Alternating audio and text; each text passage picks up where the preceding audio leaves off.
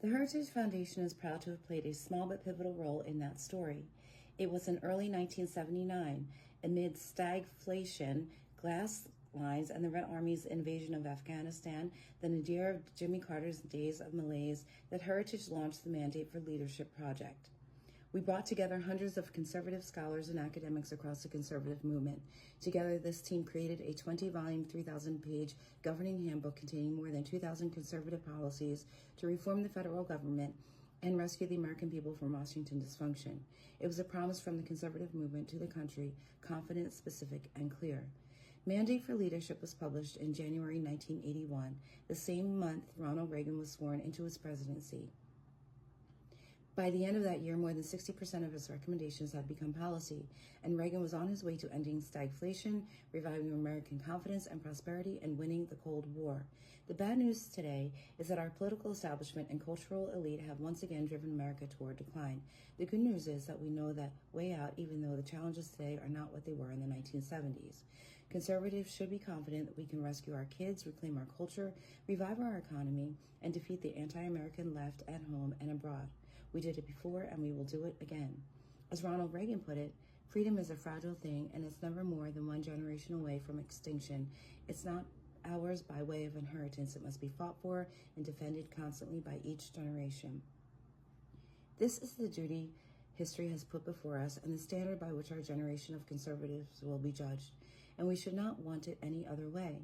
The legacy of Mandate for Leadership, and indeed of the entire Reagan Revolution, is that if conservatives want to save the country, we need a bold and courageous plan. This book is the first step in that plan. The Conservative Promise. This volume, The Conservative Promise, is the opening salvo of the 2025 Presidential Transition Project launched by the Heritage Foundation and our many partners in April 2022.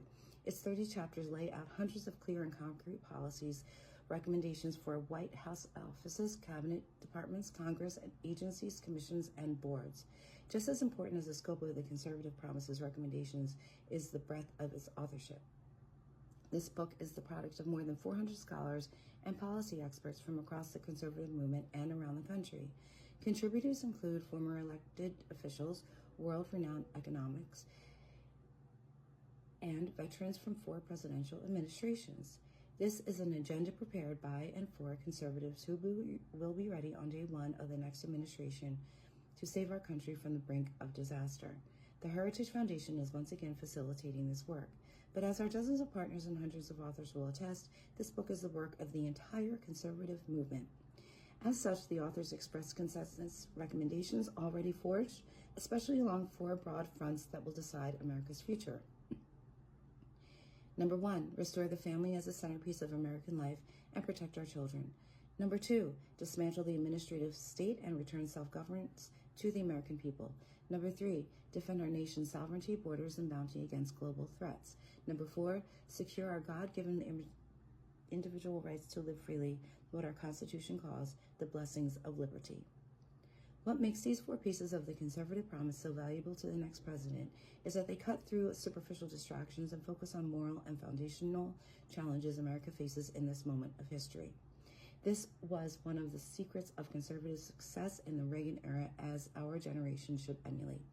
As in the late 1970s, Americans today experience the failures of political and cultural elites in countless ways.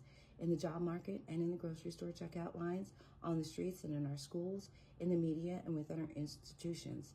But in truth, these